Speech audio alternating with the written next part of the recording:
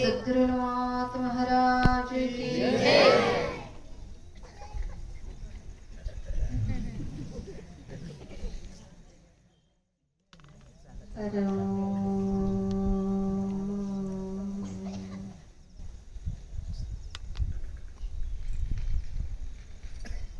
वागार्थ इव संपृक्त वागार्थ गतिपतये जगतः पितरु वंदे पार्वती परमेश्वर।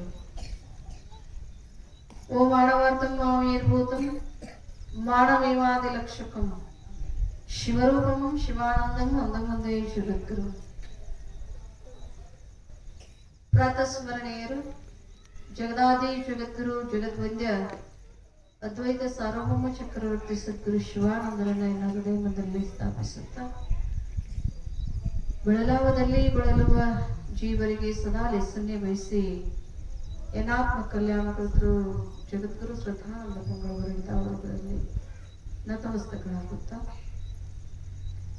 ತಮಗೆಲ್ಲರಿಗೆ ಸತ್ಸಂಗದ ಸವಿಯುವಂತ ಮಾರ್ಗವನ್ನ ತೋರಿಸಿಕೊಟ್ಟು ಹೋಗಿರ್ತಕ್ಕಂಥ ಪೂಜ್ಯ ಸಿದ್ದೇಶ್ವರ ಪಂಗಳವರಿಂದ ಅವರುಗಳಲ್ಲಿ ಅನಂತನಂತ ಕೋಟಿ ನಮನವನ್ನು ಸಮರ್ಪಿಸುತ್ತಾ ಹಾಗೂ ಮೊದಲಿಗೆ ಪ್ರಥಮ ಪೂಜ್ಯನಾಗಿರ್ತಕ್ಕಂಥ ವಿಘ್ನ ನಿವಾರಕನಾದ ವಿಘ್ನೇಶ್ವರನಿಗೆ ಅನಂತನಂತ ಕೋಟಿ ನಮನವನ್ನು ಸಮರ್ಪಿಸುತ್ತಾ ತಮ್ಮೆಲ್ಲರ ಪೂಜ್ಯ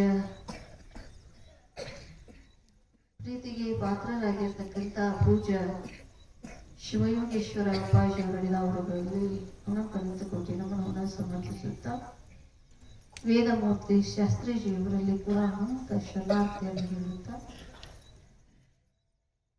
ಎಲ್ಲ ಶರಣ ಬಂಧುಗಳಲ್ಲಿಯೂ ಶರಣು ಶರಣ.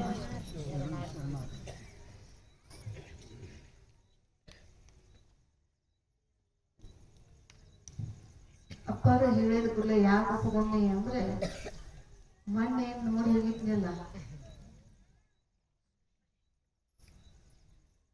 ಒಮ್ಮೆ ಮೂರ್ನಾಲ್ಕ ಶಿವಿ ಹತ್ತಿ ಅಂದ್ರೆ ಮತ್ತೊಮ್ಮೆ ಅರು ಕಲ್ಲಿಗೆ ಹೋಗ್ತಾರಂತ. ಇಲ್ಲಿ ಏನಾಗೈತಿ ಅಂದ್ರೆ ನಿಮ್ಮೆಲ್ಲರ ಪ್ರೀತಿ ಮೊನ್ನೆ ನನಗ್ ನೋಡುವಂಗ ಆಗಿಬಿಡ್ತೇವೆ. ಬಾಳ ಜನ ಕೂಡಿದ್ರಿ, ಬಾಳ ಪ್ರೀತಿ ಬಂತು ಹೇಳಾಕ. ಜನ ಕೂಡಿದ್ರೆ ಹೇಳಾಕ್ ಬಿಡ್ತೈತಿ. ಅವತ್ತಿನ ಪ್ರೀತಿ ಅಪ್ಪಾರ ಹೇಳಿದ ಕೂಡ್ಲೇನ ಯಾವ ಹಿಂಗೆ ಬರ್ರಿವ ಅಂತಂದ್ರು. ಆಯ್ತ್ರಿಪ್ಪ, ಎರಡು ಮಾತಾಡಕ್ ಆಗ್ಲಿ. ಯಾಕೆ ಆಗ್ಲಿಕ್ಕಂದ್ರ ಅಪ್ಪಾರ ಪ್ರೀತಿ ನಿಮ್ ಪ್ರೀತಿ ಇಲ್ಲಿಗೆ ಏನ್ ಮಾಡೈತಿ ಅಂದ್ರೆ ಅದು ಜಪ್ಕೊಂಡು ಬಂದೈತಿ ಅಂತ.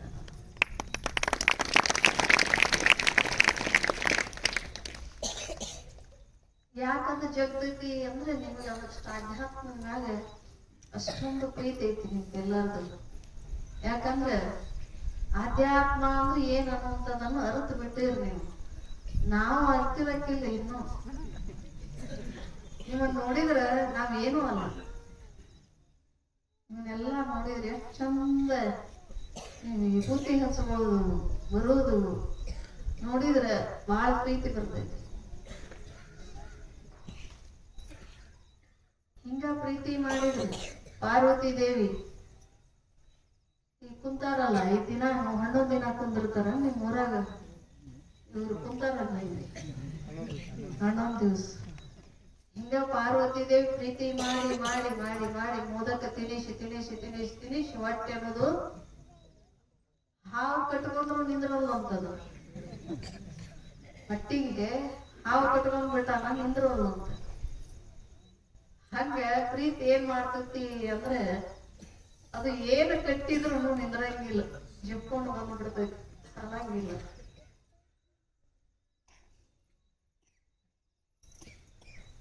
ಕೇರುವ ಮರದಂತಾಗು ಈ ಲೋಕಪೇಟೆಯಲ್ಲಿ ಗಟ್ಟಿಯಾದದನ್ನು ಹಿಡಿದು ತೂರು ಸೊಳ್ಳನು, ಬಿಸುಟು ಕತ್ತಿಯ ಆಚೆ ಓರೆ ಹಿಡಿದರೇನುಂಟು, ನಿಜ ಗುಣವ ಅರಿಸು ಮುದ್ದು ರಾಮ ಅಂತ ಬಹಳ ಚಂದ ಹೇಳ್ಕೊಂಡು ಬರ್ತಾರ. ಗಣೇಶನ್ ದಿನ ಹೇಳ್ತಾನೆ ಇರ್ತಾರ ಬಂದವರೆಲ್ಲ. ಅವನ್ ಚೂರು ವಿಷಯದ ಮೇಲೆ ಹೋಗ್ಬೇಕಂತ ಆಸೆ ಹೇಳ್ತಾರ ಅವರು. ಕೇರುವ ಮರದಂತಾಗು ಈ ಲೋಕ ಪೇಟೆಯಲ್ಲಿ. ಏ ಮನುಷ್ಯ ಹೆಂಗಿರಪ್ಪ ಅಂದ್ರೆ ಕೇರು ಮರದಂಗಿರು. ಕೇರು ಮರ ಅವಾಗಳೆಲ್ಲ ಕೇರ್ತಾರ, ಸ್ವಚ್ಛ ಮಾಡ್ತಾರ. ದವಸ ಧಾನ್ಯಗಳನ್ನ ಕಾಳುಗಳನ್ನ ಎಲ್ಲಾನು ಏನ್ ಮಾಡ್ತಾರ, ಸ್ವಚ್ಛ ಮಾಡೋ ಮುಂದೆ ತೂರ್ತಿರ್ತಾರ. ತೂರುದಂದ್ರೆ ಎತ್ತಿ ತೂರುದಲ್ಲ, ಮರಕ್ ಹಾಕಿ ಜಾಡಿಸ್ತಿರ್ತಾರ. ಆ ಮರಕ್ ಹಾಕಿ ಜಾಡಿಸೋ ಸಮಯದೊಳಗ ಅದು ಏನ್ ಮಾಡ್ತೈತಿವ, ಹೊರಗೆ ಯಾವ್ದನ್ನ ಹಾಕ್ತೈತಿ, ಜೋಳಿ ಹೊರಗೆ ಹಾಕ್ತೈತಿ, ಗಟ್ಟಿ ಕಣ್ಣು ಒಳಗೆ ಇಟ್ಕೊತೈತಲ್ಲ. ನೀ ಹಂಗ ಬದುಕಂತಾರವ್ರು ಮಹಾತ್ಮರು, ಶರಣರು, ಸಂತರು ಹೆಂಗ ಬದುಕಿ ಹೋದ್ರಲ್ಲ, ನೀ ಹಂಗ ಬದುಕು. ಯಾಕಂದ್ರೆ ಈ ಲೋಕದೊಳಗ ಮನುಷ್ಯ ಏನ್ ಮಾಡ್ತಾನೋ ಅಂದ್ರೆ ಸ್ವಾರ್ಥಿ ಆಗಿರ್ತಕ್ಕಂತ ಮನುಷ್ಯ. ಸ್ವಾರ್ಥಿ ಮನುಷ್ಯ ಸ್ವಾರ್ಥಕ್ಕಾಗೇನೆ ಬದುಕ್ತಾನೆ ವಿನಃ ಯಾರ ಸ್ವಾರ್ಥಕ್ಕೆ, ಪರರ ಸ್ವಾರ್ಥಕ್ಕಲ್ಲ, ತನ್ನ ಸ್ವಾರ್ಥಕ್ಕಾಗೇನೆ ಬದುಕ್ತಾನ. ಯಾಕಂದ್ರೆ ಅವ ಹುಟ್ಟಿದ ಪೆಟ್ಟಿಗೆನ ಏನಂದಾನು, ಅಲ್ಲಿ ತಾಯಿ ಹೊಟ್ಟೆಗಿದ್ದಾಗ ಸೋಹಂ ಅಂದ, ಹೊರಗೆ ಬಂದಿಂದ ಕೋಹಂ ಅಂದ. ತಾಯಿ ಹೊಟ್ಟೆಗಿದ್ದಾಗ ಸೋಹಂ ಅಂದ, ಭಗವಂತ ನೀನೇ ನಾನಪ್ಪ, ನಾನೇ ನೀನಂದ. ಇಲ್ಲಿ ಬಂದಿಂದ ಕೋಹಂ ಅಂದ್ರೆ ನೀವೆಲ್ಲರೂ ನನ್ನವರು, ಈ ಸಂಪತ್ತು ನಂದು, ಈ ಹೊಲ ನಂದು, ಈ ಮಣಿ ನಂದು, ಈ ತಾಯಿ ನನ್ನಾಕಿ, ತಂದೆ ನನ್ನವರು, ಈ ಬಂಧು ಬಾಂಧವರೆಲ್ಲ ನನ್ನವರು ಅಂತ ಸೋಹಂ ಹೋಗಿ ಕೋಹಂ ಶುರುವಾಗಿಬಿಡ್ತು. ಇಲ್ಲಿ ಏನು ಕೋಹಂ ಶುರು ಆತಲ್ಲ, ಅವತ್ತೇ ಭೂಮಿಗೆ ಬಿದ್ದಾಗ ನನ್ನವ್ರು ಅನ್ನೋದು, ನಂದ್ ಅನ್ನೋದು ಸ್ವಾರ್ಥ ಯಾವಾಗ ಚಾಲು ಆಯ್ತಲ್ಲ, ಅವತ್ತಿನಿಂದ ಹಿಡ್ಕೊಂಡು ಇವತ್ತಿನ ತನ ಏನಾಗೈತಿ ಅಂದ್ರೆ ನಂದಂದ್ರೆ ಬಹಳ ಪ್ರೀತಿ, ಬರೋದಂದ್ರೆ ನಮಗೇನಾಕತಿ, ತಡ್ಕೊಳಕ್ ಆಗಂಗಿಲ್ಲ, ನಮಗೆ ಕೋಪ ಬರ್ತೈತಿ. ನಂದಂದ್ರನ ಪ್ರೀತಿ. ಅವ್ರು ಆದಷ್ಟು ನಿಂದ ಅನ್ಬೇಕು. ಅವ್ರು ನಮ್ಮ ಪಕ್ಕದಾಗಿದ್ದವ್ರು, ನಮ್ಮ ಎದುರಿಗಿದ್ದವ್ರು ಅವರೆಲ್ಲ ನಂದ್ ಅನ್ಬೇಕು ಅಂದ್ರೇನ ನನಗ ಪ್ರೀತಿ.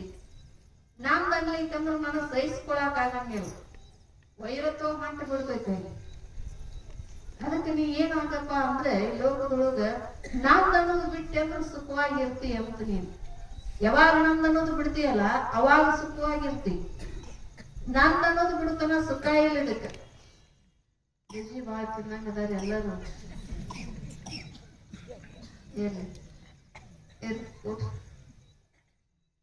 ನಂದ್ ಅನ್ನೋದು ಎಂದು ಬಿಡ್ತೀವಿ ಅಂತ ನಮಗೆ ಸುಖ ಆಯ್ತು. ಅದಕ್ಕೆ ಏನ್ ಹೇಳ್ತಾರ ಅವರು, ಕೇರುವ ಮರದಂತಾಗು ಈ ಲೋಕ ಪೇಟೆಯಲ್ಲಿ. ಹೇಳಿದ್ರು ಅವ್ರು ಕೇರು ಮರದಂಗ ಕೀರು ನೋಡ್ಯವ.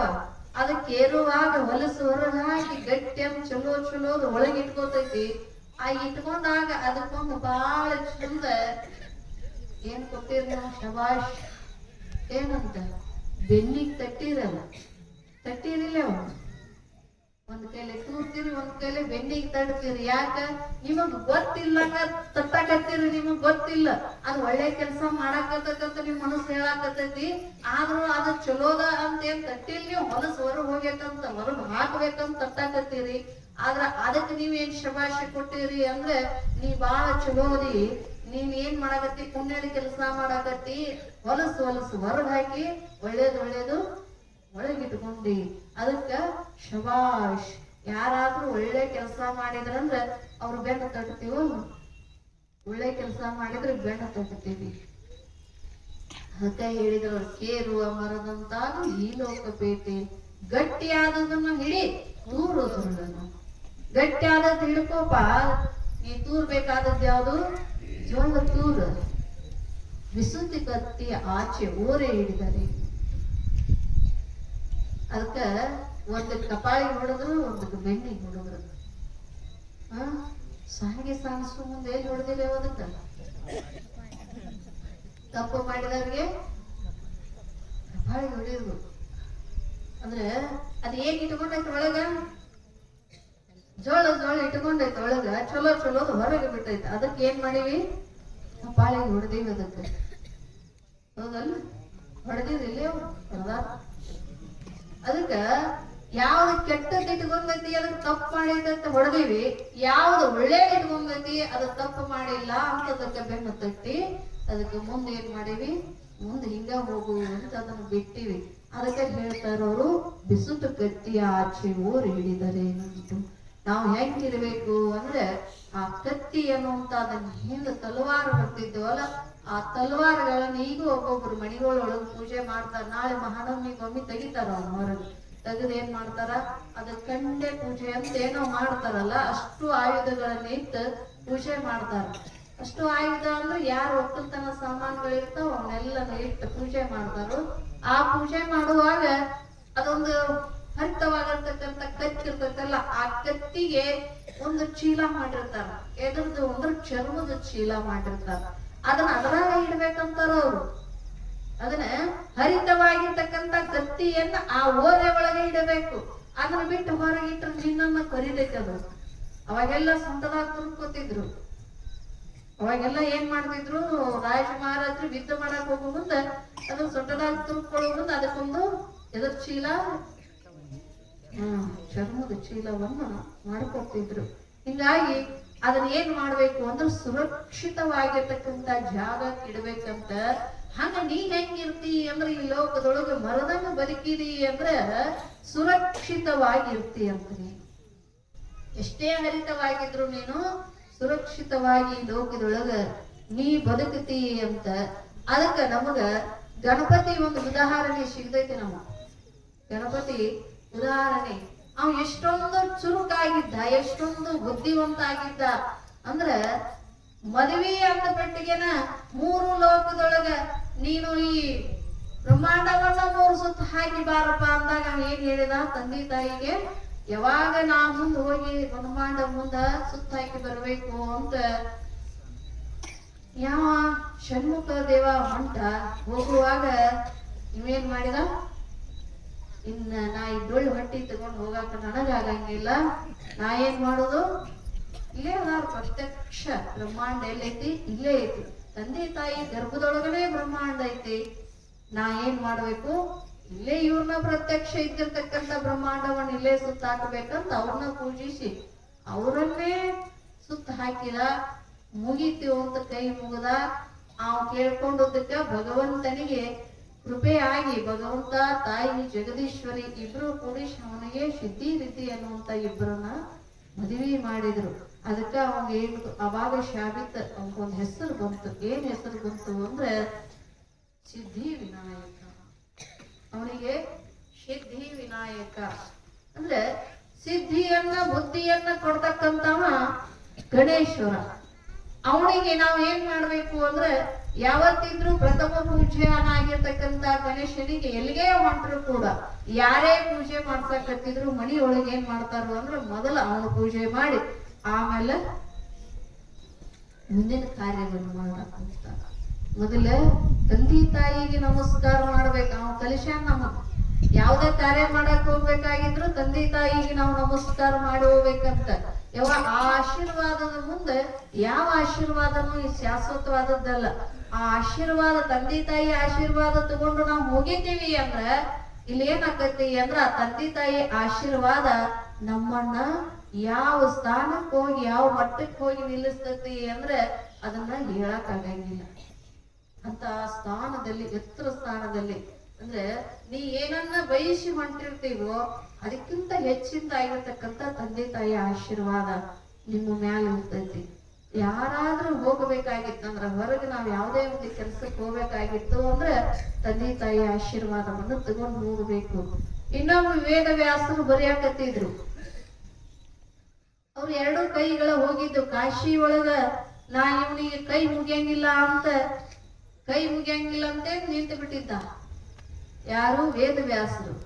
ಯಾರಿಗೆ ಕೈ ಮುಗಿಯಂಗಿಲ್ಲ ಅಂದ್ರೆ ನಾವ್ ವಿಷ್ಣು ಭಕ್ತ ನೋಡ್ರಿ. ಒಬ್ಬೊಬ್ಬರಲ್ಲಿ ಒಂದೊಂದ್ ತರ ಹೊಕ್ಕೊಂಡ್ ಬಿಟ್ಟಿರ್ತೈತಿ. ಒಬ್ಬೊಬ್ಬರಲ್ಲಿ ಒಂದೊಂದ್ ತರ ಹೊಕ್ಕೊಂಡ್ ಬಿಟ್ಟಿರ್ತೈತಿ. ಏನ್ ಹೊಕ್ಕೊಂಡ್ರಿ ನಾ ಅನ್ನುವಂಥದ್ದು ಹೋಗ್ತೀವಿ ಅಂದ್ರೆ ದೇವದೇವತೆಗಳಲ್ಲಿ ಬಿಟ್ಟಿಲ್ಲ, ಋಷಿ ಮುನಿಗಳಲ್ಲಿ ಬಿಟ್ಟಿಲ್ಲ, ಯಾರಲ್ಲಿ ಬಿಟ್ಟಿಲ್ಲ. ಕಾಶಿ ಒಳಗ ಹೋಗ್ಯಾರ. ಅಲ್ಲಿ ತನ ಕಾಶಿ ಸ್ಥಾನತನ ಆ ಕ್ಷೇತ್ರ ಪುಣ್ಯ ಕ್ಷೇತ್ರಕ್ಕೆ ಹೋಗ್ಯಾರ. ಹೋಗಿ ಅಲ್ಲಿ ಕೈ ಮುಗಿಯಂಗಿಲ್ಲ ಅಂದ್ರದು ಯಾರಿಗೆ? ವಿಶ್ವನಾಥನಿಗೆ ಕೈ ಮುಗಿಯಂಗಿಲ್ಲ.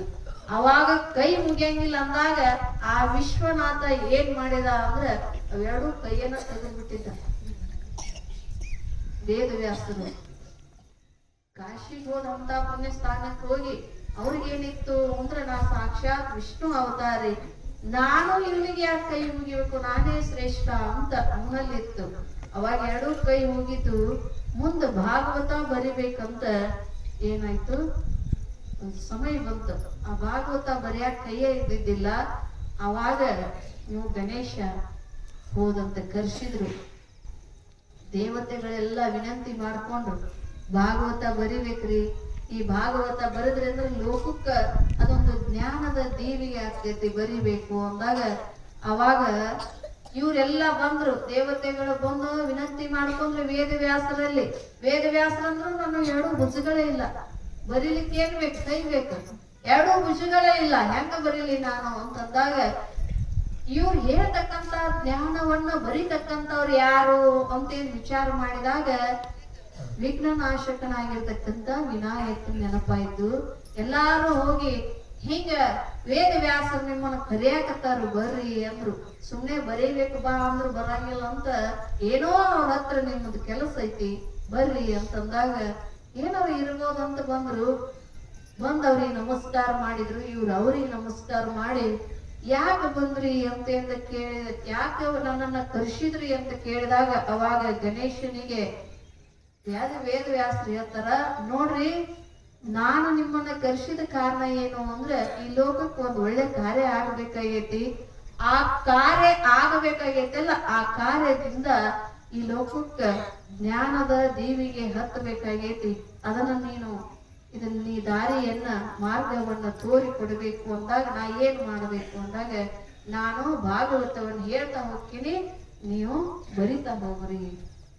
ಅವಾಗ ಬರಿಯಾಕ ಹತ್ತಿದರು. ಹತ್ತುವಾಗ ಅದಕ್ಕಿಂತ ಮುಂಚಿತವಾಗಿ ಒಂದು ಮಾತಂದ್ರು.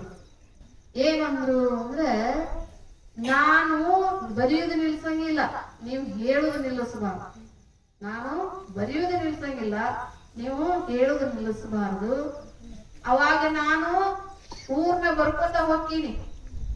ಬರೆಯುವಾಗ ಒಂದಿಷ್ಟು ಎಲ್ಲಿ ಅಡೆತಡೆಗಳು ಆಗಬಾರದು, ನೀವು ಹಂಗೆ ಹೇಳ್ತಾ ಹೋಗಬೇಕು. ಅವಾಗ ನೋಡಾಕತ್ತಿದ್ರು, ಬಹಳ ಮುಸುಲೆ ಬರೆಯಾಕತ್ತಿದ್ರು. ಗಣೇಶ ಬರೆಯುವಾಗ ವೇದವ್ಯಾಸರಂದ್ರು, ನೋಡ್ರಿ ನೀವೆಲ್ಲ ಬರೆಯಾಕತ್ತೀರಿ ಮುಸುಲೆ, ಆದ್ರ ಹಂಗ ಬರಿಬೇಡ್ರ, ನಾ ಹೇಳ್ದಂಗ ನಿಮ್ ಒಳಗ ಅರ್ಥೈಸ್ಕೊಂಡು ಬರೀರಿ ಅಂತಂದ್ರು. ನಿಮ್ ಒಳಗ ಅರ್ಥೈಸ್ಕೊಂಡು ಬರೀರಿ ಅಂತ ಅಂದಾಗ ಅವಾಗ ಅರ್ಥೈಸ್ಕೊಂಡು ಬರೆಯಾಕತ್ತಿದ್ರು. ಬರಿತಾ ಬರಿತಾ ಬರಿತಾ ಬರಿತಾ ಏನಾಯ್ತು ಅಂದ್ರೆ ಮಸಿಯ ಹಿಂಗಾಯ್ತು ಅಂತಂದ್ರು. ಒಳಗಿನ ಹಿಂಗಾದಿಂದ ಏನ್ ಮಾಡ್ಬೇಕು ಅಂತ ಗೊತ್ತಾಗ್ಲಿಲ್ಲ. ಎದರಿಂದ ಬರುದ್ರು ಅಂದ್ರೆ ಏನ ಎರಡು ಕೋರಿಗಳಿದ್ದು ಅಲ್ಲ, ಒಂದು ಕಡೆ ದಂತವನ್ನು ಮುರ್ಕೊಂಡು ಅದ್ರಲ್ಲೇ ಬರೋದ್ರಂತ ಲಾಸ್ಟಿಗೆ ಗಣೇಶ. ಅದಕ್ಕೆ ಅವಾಗ ಏಕದಂತ, ಒಂದೇ ದಂತ ಇತ್ತಂತ, ಎರಡು ಹೋಗಿ ಏಕದಂತ ಆಗ್ಯಾನ. ಒಂದೇ ದಂತ ಇದ್ದದಕ್ಕೆ ಎರಡಿದ್ದು ಯಾವಾಗ ಭಾಗವತ ಬರೀ ಮುಂದೆ ಯಾವಾಗ ಹಿಂಗಾಯ್ತೋ ಅವಾಗ ತಗೊಂಡಾಗ ಒಂದೇ. ನಾವೆಲ್ಲ ಈಗ ಮಾಡೋ ಮುಂದೆ ಮೂರ್ತಿ ಒಳಗೆ ಎರಡೂ ದಂತವನ್ನು ತೋರಿಸ್ತಾರ. ಯಾಕಂದ್ರೆ ನಮ್ಮ ಕಾಲ್ಪನಿಕ ಎಲ್ಲ, ನಾವ್ ಏನ್ ಹೇಳ್ತೀವಿ ಏನ್ ಕೇಳ್ತೀವಿ ಅಂದ್ರೂ ಕೂಡ ಎಲ್ಲ ಕಾಲ್ಪನಿಕ.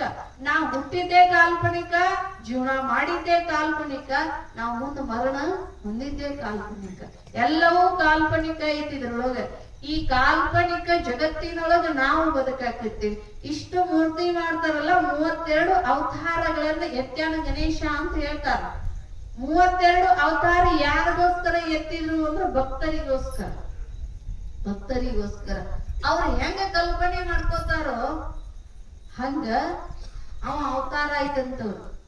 ಯಾರು ಹಾವಿನ ರೂಪದೊಳಗ ಹಾವಿನ ಹಿಡಿಯೊಳಗ ನಿಂತಾನ, ಯಾರು ಸೊಂಟದ ಮ್ಯಾಗ ವಿಠಲನಾಗಿ ನಿಂತಾನ, ಯಾರ ಆಣಿ ಮ್ಯಾಲ, ಏನ್ ಒಂಟಿ ಮ್ಯಾಲ, ಯಾರು ಎದ್ರ ಮ್ಯಾಲ ತರ್ತಾರ ಅದ್ರ ಮ್ಯಾಗ ಏನಾಗೈತಿ, ಅವನ ರೂಪ ಧಾರಣ ಆಗೈತಿ.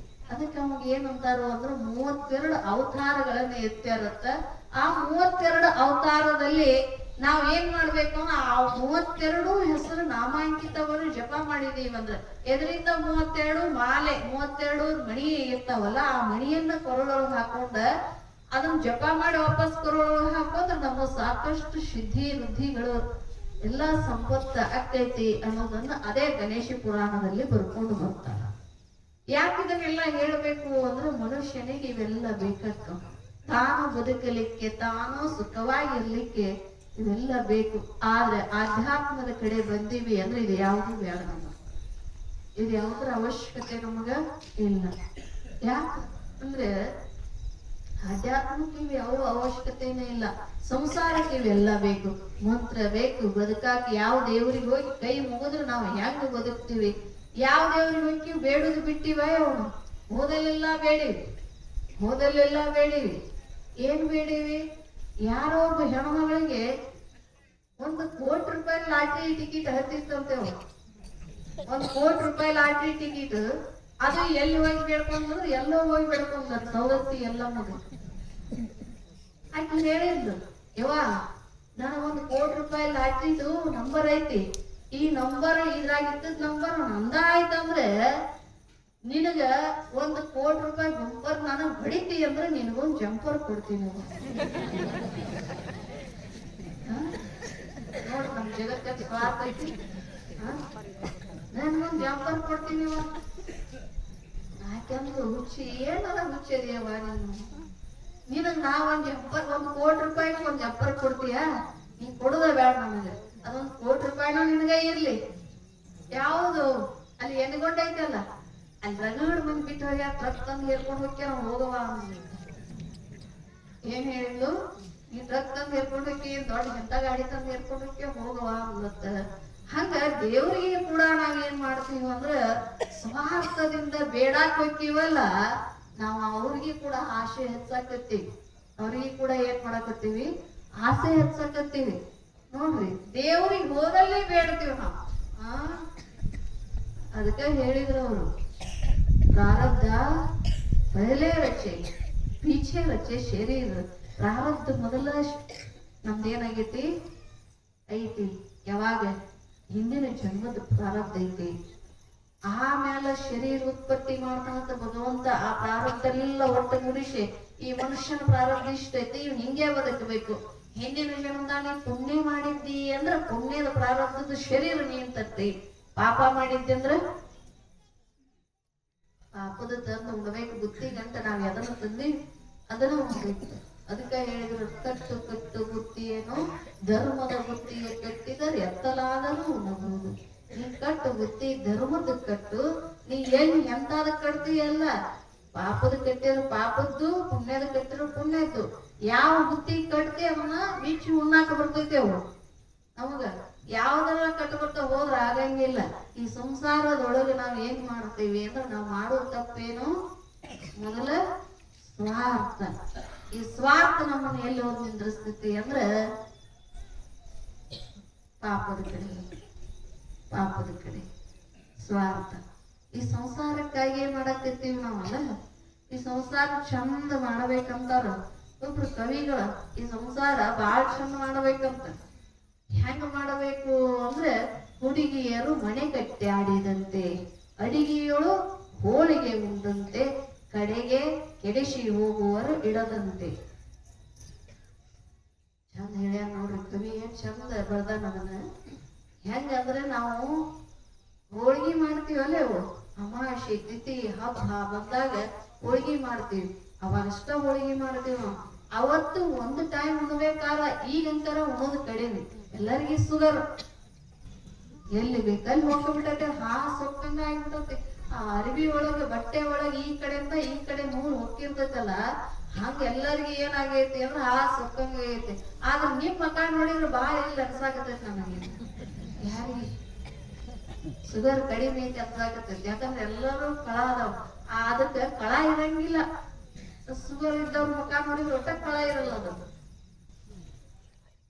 ಯಾಕೆ ನಿಮ್ಮ ಎಲ್ಲ ಹಿಂಗದಾವು ಅಂದ್ರೆ, ನೀವು ಸದಾ ಭಗವಂತನ ನಾಮಸ್ಮರಣೆ ಒಳಗ ಆ ಸ್ವೀಟದೊಳಗ ನೀವು ಕಾಲಹರಣ ಮಾಡಾಕತ್ತೀರಲ್ಲ, ಅದಕ್ಕೆ ನಿಮ್ಗೆ ಸುಗರ್ ಬರಂಗಿಲ್ಲ. ಯಾಕಂದ್ರೆ ನೀವು ಬೇರೆ ಕಾಲಹರಣ ಮಾಡಿದ್ರಿ ಅಂದ್ರ ಅದೇನಾಗ್ತೈತೆ ನಮ್ಗೆ ಅಟ್ಯಾಕ್ ಆಕೈತಿ ಬಂದು. ನಾವು ಬರೇ ಸ್ವೀಟ್ ತಿನ್ನಂಗಿಲ್ಲ, ನಮ್ ಶುಗರ್ ಬಂದೈತ್ರಿ. ಎಲ್ಲಿ ಹೋದ್ರು ಏನಂತಾರ, ನಮಗ್ ಶುಗರ್, ಸಕ್ರಿ ರೋಗ ಐತ್ರಿ, ಶುಗರ್ ಐತ್ರಿ. ಎಲ್ಲಿ ಹೋದ್ರು ಅದನ್ನ ಕೇಳೋದು. ಅದಕ್ಕ ಅವ್ರೊಬ್ರು ಹೇಳಾಕತ್ತಾರ, ನೀರು ಶುಗರ್ ಇರ್ಲಿ, ಆದ್ರ ನೀ ಸಂಸಾರ ಹೆಂಗ್ ಮಾಡ್ಬೇಕಂದ್ರ ಅಡಿಗೆ ಸಾಕಷ್ಟು ಮಾಡ್ತಿ. ಅಡಿಗೆ ಒಳಗ್ ಹೋಳಿಗೆ ಮುಖ್ಯ ಅಂತ. ಎಲ್ಲಾ ಅಡಿಗೆ ಒಳಗ್ ಹೋಳಿಗೆ ಮುಖ್ಯ. ಆ ಹೋಳಿಗೆ ನೀ ಹೆಂಗ್ ಉಂತಿ ಅಂದ್ರ ಒಂದ್ ಟೈಮ್ ಉಂತಿ, ಅಥವಾ ಅವತ್ತೊಂದು ದಿನ 2 ಟೈಮ್ ಉಂತಿ. ಅದನ್ನ ಬಿಟ್ರೆ ಮತ್ತೊಂದ್ ಟೈಮ್ ಉಣ್ಣಾಕ ಆಗಂಗಿಲ್ಲ. ಎಷ್ಟ್ ಉಂಡಿಯಪ್ಪ ಅಂದ್ರ ಒಂದ್ 10 ಬ್ಯಾಡ 20 ಉಂಡಿ.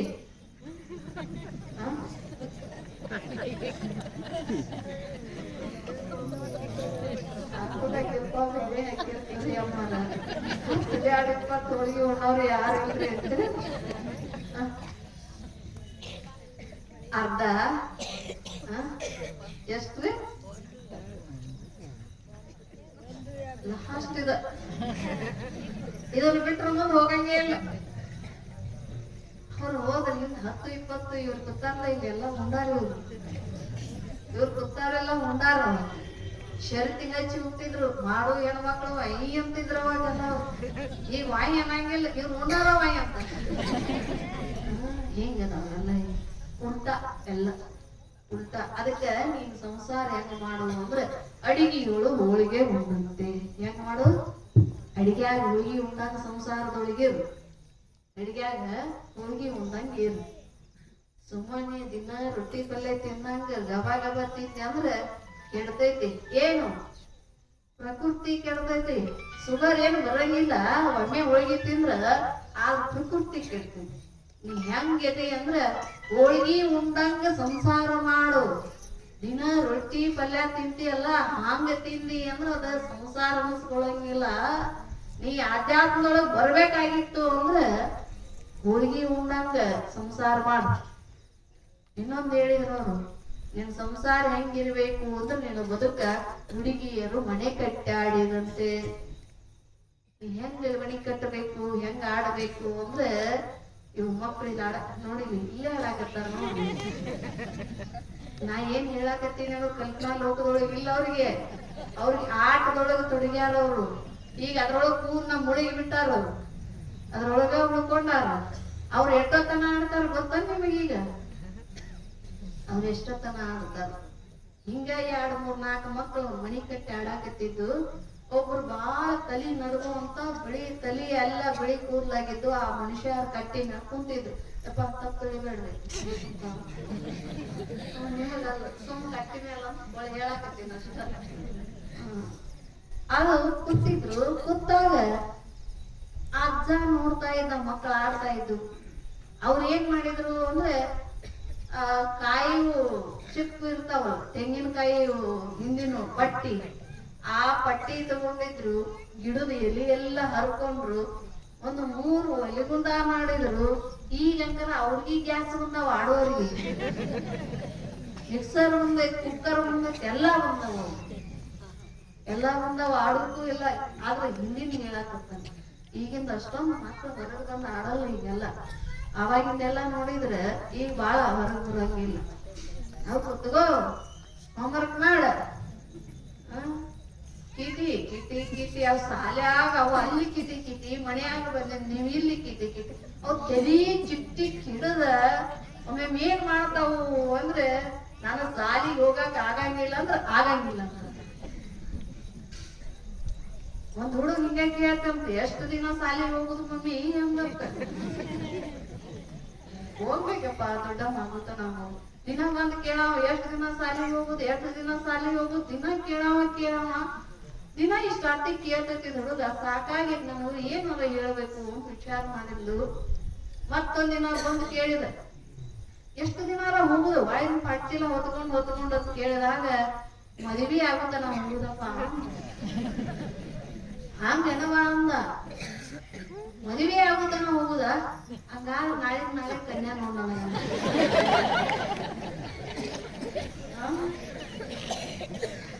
ಹಿಂಗಿರ್ತಾವ ಮಕ್ಕಳು. ಅವಾಗ ಆ ಮಗು 4 ಮಕ್ಕಳು ಆಡಾಕತ್ತಿದ್ವಲ್ಲ, ಆ 4 ಮಕ್ಕಳು ಆಡೋರು ಕಟ್ಟಿ ಮ್ಯಾಗ ಕೂತಿದ್ದ ಯಜಮಾನ. ವಯಸ್ಸಾಗಿತ್ತು, 80 ವರ್ಷ ಆಗಿತ್ತು. ಮನಿ ಬಾಗ್ಲ ಬಿಟ್ಟಿದ್ದಿಲ್ಲ, ಬಾಗ್ಲನ ಕಾಯಾಕತ್ತಿದ್ದ, ಅದ ಕಟ್ಟಿ ಮ್ಯಾಲ ಕುಂತಾಗ ಆ ಬಾಗ್ಲ ಕಾಯಿಂತ ಅಜ್ಜ ಈ ಮಕ್ಕಳ ಆಡೋದು ನೋಡಾಕತ್ತಿದ್ರು. ಬೆಳಿಗ್ಗೆ ಸಾಲಿ ಸುಟ್ಟಿ ಇತ್ತು, ಬೆಳಿಗ್ಗೆಯಿಂದ ಆಡಾಕತ್ತಿದ್ರು ಇವ್ರು. ಮಣಿ ಕಟ್ಟಿದ್ರು, ಆ ಮಣಿ ಮ್ಯಾಲ ಮಣಿ ಅಂತೇನು ಮ್ಯಾಗ ಬಡಿಗೆ ಇಟ್ಟು ಅದನ್ನ ಹಾಕೊಂಡಿದ್ರೆಲ್ಲ ದಬಾಸ್ ಹಾಕೊಂಡು ತಾವ್ ಚಂದ ಸಂಸಾರ ನೀವ್ ಹೆಂಗ್ ಮಾಡ್ತಿರಲ್ಲ ಹಂಗ ಕಟ್ಟಿದ್ರು ಅವರು. ನೀವ್ ಹೆಂಗ ಸಂಸಾರ ಮಾಡ್ತಿರಲ್ಲ ಹಂಗ ಕಟ್ಟಿದ್ರು. ಹಂಗ ಕಟ್ಟಿರ್ತಕ್ಕಂಥವ್ರು ಆಟ ಆಡಾಕತ್ತಿದ್ರು.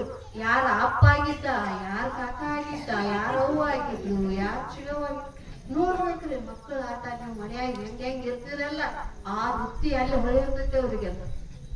ಆ ವೃತ್ತಿ ಅಲ್ಲಿ ಹೊಳೆಯಿರ್ತೈತಿ. ಅವ್ರಲ್ಲಿ ಆಟ ಆಡಾಕತ್ತಿದ್ರು. ಅದು ಬೆಳಗಿನಿಂದ ನೋಡಾಕತ್ತಿದ್ದ.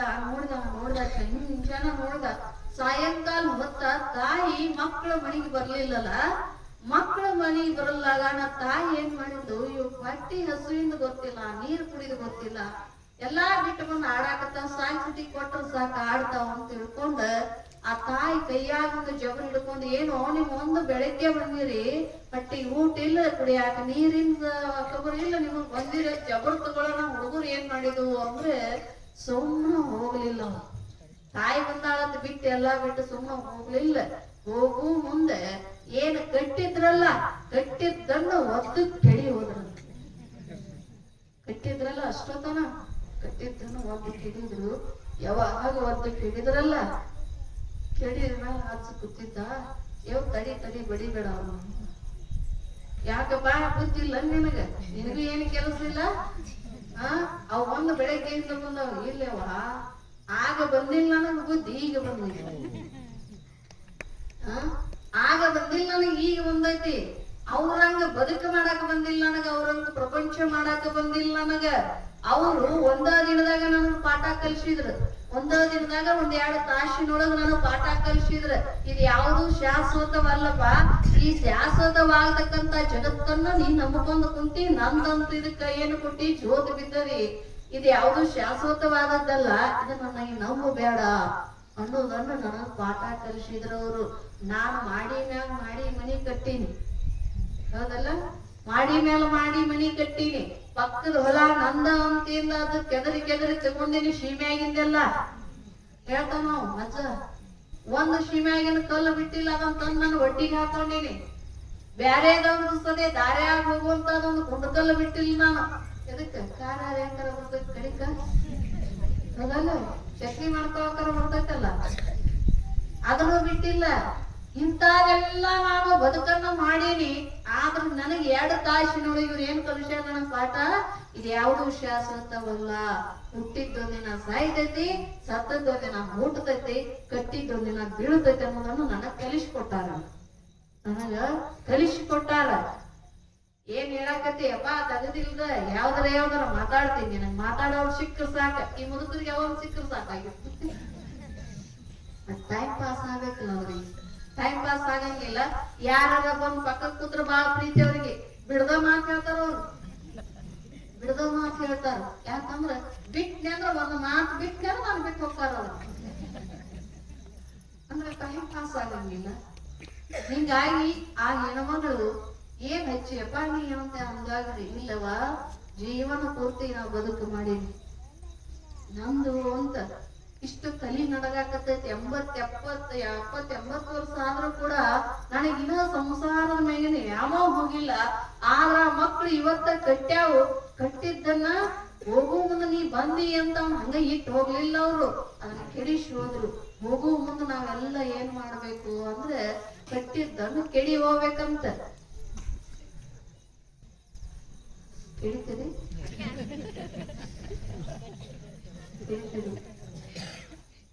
ಸಾಧ್ಯ ಕೆಡಿಯಾಕ ಸಾಧ್ಯ ಇಲ್ಲ. ಯಾಕ ಅಂತ ಮುಂದೆ ಬಿಟ್ಟಿವಿ. ಅದಕ್ಕೆ ನಾವು ಏನ್ ಹೇಳಾಕ್ಬೇಕು ಅಕ್ಷರ ಅಮ್ಮ ನಮ್ಮ ಮನಿ ಕೆಡಿ ಅನ್ನಿರ್ತಾರ. ಅಂತೀರಿ ಒಳಗ್ ಹೌದಲ್ಲ? ಹಿಂಗೇನ್ ಅನ್ನಂಗಿಲ್ಲ. ಯಾಕೆ ಅನ್ನಂಗಿಲ್ಲ ಅಂದ್ರೆ ನೀವು ಆಧ್ಯಾತ್ಮ ಗೊತ್ತಿಲ್ಲ. ಅನ್ನಕ್ ಸಾಧ್ಯ ಇಲ್ಲ. ಕಣ್ಕಿ ಜನ ಕಣ್ಕಿ ಬಸ್ ಅನ್ನಕ್ ಸಾಧ್ಯ ಇಲ್ಲ. ಯಾಕೆ ಅನ್ನಕ್ ಸಾಧ್ಯ ಇಲ್ಲ? ಅಪ್ಪ ಅವ್ರು ಇದು ಶಾಶ್ವತ ಅಲ್ಲ ಅನ್ನೋದು ನಿಮಗ್ ತಿಳಿಸ್ಕೊಟ್ಟು ಹೋಗ್ಯಾರ ಅವ್ರು. ಇದು ಶಾಶ್ವತ ಅಲ್ಲ, ಇದೆಲ್ಲ ನಾಶ ಆಗೋದಂತ ನಿಮ್ಗೆ ದೀಕ್ಷೆ ಕೊಟ್ಟಾರ. ಒಂದು ತಿಂಗಳ ಪರ್ಯಂತ ಕಟ್ಟದ ಶಿಲೆ ಮಾಡಿ ನಿಮ್ಮನ್ನು ಸ್ಥಾಪನೆ ಮಾಡಿ ಮೂರ್ತಿ ಮಾಡಿ ಇಟ್ಟು ಹೋಗಿಬಿಟ್ಟಾರ ನಮಗೆಲ್ಲ ತಿಂಗಳ ಪರ್ಯಂತ. ನನಗೆ ಯಾಕೆ ಪ್ರೀತಿ ಆಕೈತೆ ಅಂದ್ರೆ ಬರ್ಬೇಕಂದ್ರ ನಾವು ಡ್ರೈವರ್ಗೆ ಹೇಳಕತ್ತಿದೆ, ತಮ್ಮ ದೌಡ್ ಹೊಡಿಯಪ್ಪ ನೀನು, ಟೈಮ್ ಆಗತ್ತ ಜಲ್ದಿ ಹೊಡಿಯತ್ತ. ಯಾವ ಊರಿಗೆ ಅವಸರ ಮಾಡಿಲ್ರಿ ಅಮ್ಮ, ಈ ಊರಿಗೆ ಯಾಕೆ ಅವಸರ ಮಾಡಕತ್ತೇನೆ ನೀವು ಅಂತ ಕೇಳಾಕತ್ತಿದ್ರು. ಯಾಕಂದ್ರ ಆ ತರ ಜಕ್ಕೊಂಡು ಈ ಕಡೆ ಬರಾಕತ್ತೈತಿ, ಆ ತರ ಈ ಕಡೆ ಜಕ್ಕೊಂಡು ಬರಾಕತ್ತೈತಿ. ನನಗೆ ಸಮಯಕ್ಕೇನು ಇಟ್ಟಿಲ್ಲ, ಏನಾರ ಒಂದು ಇಡಬೇಕಾಗಿತ್ರಿ. ಆಗೇತ್ರಿ ನಮ್ಮ ಸಮಯ, ಆಗೇತ್ರಿ ಆಗೇತ್ ಅಂದ್ಬಿಡ್ತೀನಿ ಶಾಸ್ತ್ರಿ ಇಲ್ರಿ. ನೀವು ಮುಖ್ಯದ್ರೆ ನಾವು ಹೋಗೋಣ, ಇಲ್ಲಾಂದ್ರೆ ನಮ್ಮನ್ನ ಈ ಕಡೆ ಹಾಕಿ ಬಿಡ್ಲಿಕ್ಕೆ ಏನ್ ಮಾಡೋದು ಶಾಸ್ತ್ರಿ. ಹಿಂಗೇನಿಲ್ಲ. ಆದ್ರೆ ತಾವೆಲ್ಲರೂ ಈ ಗಣೇಶ ತಾಯಿ ಸಮಿತಿಯವರು ಪ್ರತಿ ವರ್ಷವೂ 22 ವರ್ಷ ಅಲ್ರಿ, 22 ವರ್ಷಗಳ ಕಾಲ ಇದನ್ನ ಚಾಚು ತಪ್ಪದೆ ಪ್ರತಿ ವರ್ಷವೂ ಮಾಡ್ಕೊಂಡ್ ಬಂದಾರ. ಎಲ್ಲಾ ಊರಾಗ ಏನಿರ್ತಾವು ಅಂದ್ರೆ ಬರೀ ಬಾರ್ಸೋ ಕುಣಿವು ಇರ್ತಾವ. ಏನಾಗಿರ್ತಾವ್ರಿ? ಬರೇ ಬಾರ್ಸೋ ಕುಣಿವು. ನನಗೆ ಯಾಕೆ ಖುಷಿ ಆಗತ್ತಂದ್ರೆ ನಿಮ್ ಊರಾಗ ಬಾರ್ಸೋದು ಬೇಡ, ಕುಣಿದು ಬೇಡ, ಯಾವ ಶಾಶ್ವತ ಐತೆ ಅದನ್ನ ಮಾಡ್ಬೇಕಂತ ಮಾಡಕತ್ತಿರಲ್ಲ, ಇದು ನನಗೆ ಬಹಳ ಪ್ರೀತಿ. ಯಾಕಂದ್ರೆ ಈ ಬಾರ್ಸೋದು ಕುಣಿದು ಏನಾಗೈತಿ ಅಂದ್ರೆ ಹಾರ್ಟಿಗೆ ಒಂದಿತ್ತ ಪೆಟ್ಟು ಕೊಡಾಕತ್ತೈತಿ. ಹಾರ್ಟ್ಗಳು ಏನಾಗಕತ್ತಾವ, ದಕ್ಕಿ ಕೊಡಾಕತ್ತೈತಿ. ಯಾವ ಟೈಮ್ದಾಗ ಬಾರ್ಸೋ ಮುಂದೆ ಕುಣಿ ಮುಂದೆ ಯಾವ ನಾಶ ಆಗಿ ಹೋಗ್ತಾರೋ ಹೇಳಕ್ ಬರಂಗಿಲ್ಲ. ಆ ಸಮಯದೊಳಗ ಇದೇನೈತಲ್ಲ ನಿಮ್ಮ ಹಾರ್ಟಿಗೆ ಏನ್ ಟಚ್ ಮಾಡಾಕತ್ತೈತಿ ಅಂದ್ರೆ ಇನ್ನಷ್ಟು ಉಲ್ಲಾಸ ಕೊಡಾಕತ್ತೈತಿ. ನಿಮ್ಮ ಈ ಅಧ್ಯಾತ್ಮ ಅನ್ನೋದು ಇನ್ನಷ್ಟು ಉಲ್ಲಾಸ ಕೊಡಾಕತ್ತೈತಿ. ಅದಕ್ಕ ನಾವು ಗಣೇಶ ಒಮ್ಮೆ ಹಿಂಗ ಎಲ್ಲಾ ಭಕ್ತರು ಕೂಡ್ಕೊಂಡು ಹೊಂಟಿದ್ರಂತ ನಾವಿನೊಳಗ. ಎಲ್ಲಾ ಭಕ್ತರು ಕೂಡ್ಕೊಂಡು ನಾವಿನೊಳಗ ಹೊಂಟಾಗ 3 ತರ ಭಕ್ತರಿದ್ರು. ಒಬ್ಬ ಮುಸ್ಲಿಂ ಇದ್ದ, ಒಬ್ಬ ಕ್ರಿಶ್ಚಿಯನ್ ಇದ್ದ, ಅದ್ರಾಗ ಒಂದಿಷ್ಟು ಮಂದಿ ಹಿಂದೂಗಳಿದ್ರು. ಅವಾಗ ಹೊಂಟಿದ್ರು, ನಡಕ್ ಹೋಗಿತ್ತು ನೀರಿನೊಳಗ, ನಾವು ನದಿ ಒಳಗ ನಡುಗ್ ಹೋಗಿತ್ತು.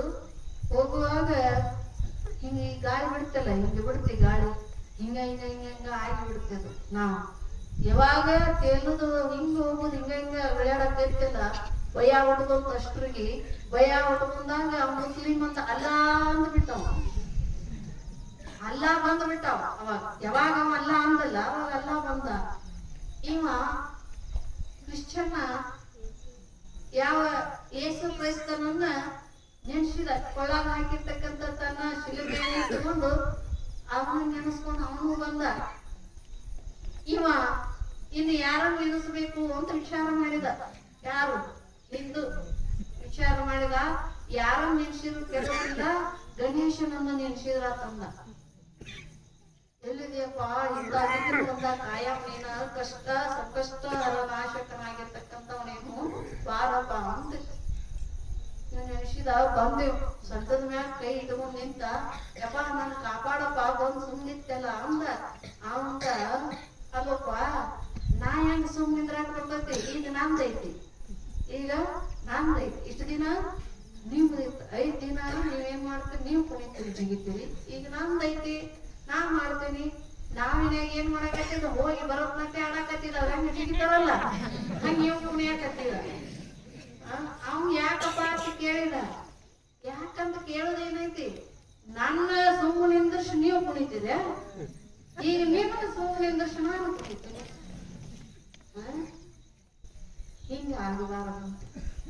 ಹಿಂಗಾಗಬಾರದು ತಾವೆಲ್ಲರೂ ಕಾಕಂಡಿಕೆ ಭಕ್ತರು ತಾವೆಲ್ಲರೂ ಇಂಥ ಕಾರ್ಯಕ್ರಮವನ್ನ ಹಮ್ಮಿಕೊಂಡಿರಿ.